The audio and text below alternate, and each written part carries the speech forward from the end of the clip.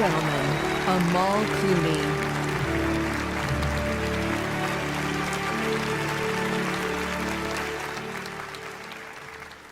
Good evening, everyone. When the AFI asked me to speak tonight, I said, of course. But George knows I've actually been quite nervous about it. It's somehow easier for me to address a court on behalf of a detainee than to speak publicly, as I'm doing for the first time tonight, about my husband. I do so out of immense pride in all that he has achieved, luckily without having to wear a white horsehair wig, but with some waterproof mascara on just in case. Coming here, I knew there would be lots of people who could speak to George's talent. His talent as a director, as a producer, as a writer of original screenplays, as a writer of adapted screenplays, as a leading actor, as a supporting actor. It's a long list when you've been nominated for awards in more categories than any other human being on the planet. So I thought that I should say a few words about his character in real life and why he deserves to be admired not only for what he's done, but for who he is. So here are a few things you may not know about George. First, he is a gentleman. He is a gentleman in every sense of the word, and in a way that seems so rare these days and perhaps even outdated. Everyone who knows him, even those who oppose him politically or who have quarreled with him professionally, will tell you he has not forgotten his Kentucky manners. On every set I visit, I'm told by crew that George sticks up for the most vulnerable. His security team told me that when shooting Confessions in Montreal, George refused to wear a warm winter jacket unless every extra got the same one, even though it was 40 degrees below zero.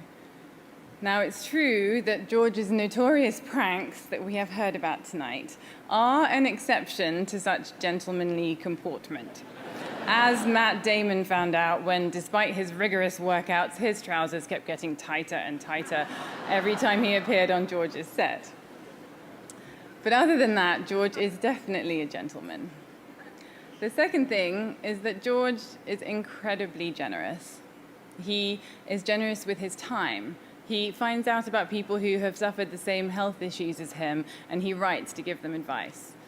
He helps young people pursue their passion for film. He'll visit an elderly lady at our local nursing home if he thinks it will make her day.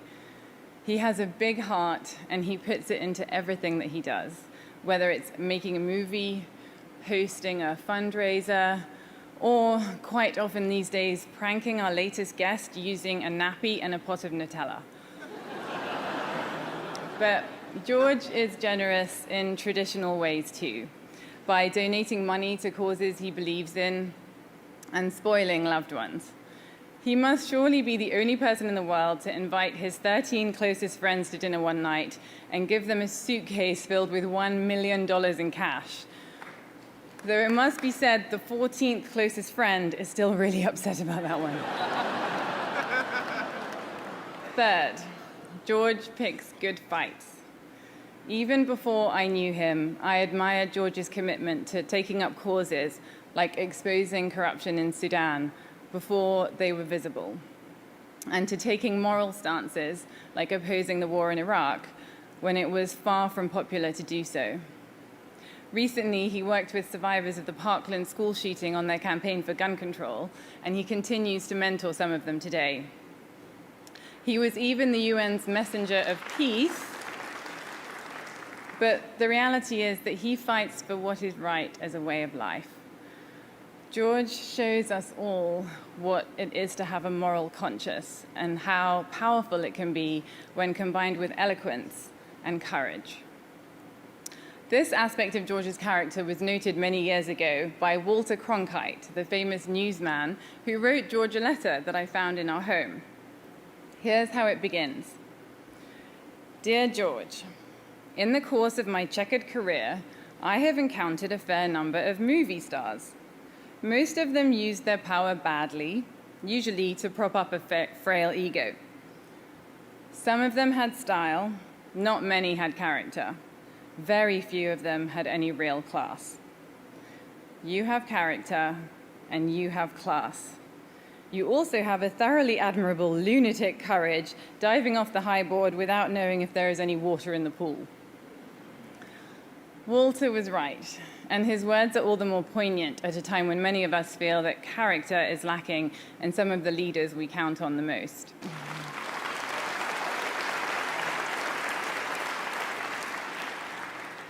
Although George modestly attributes much of the success we are celebrating here tonight to luck, I think it's incredible talent and character that got him here. And these attributes also make him an amazing husband and father. I met George when I was 35 and starting to become quite resigned to the idea that I was going to be a spinster.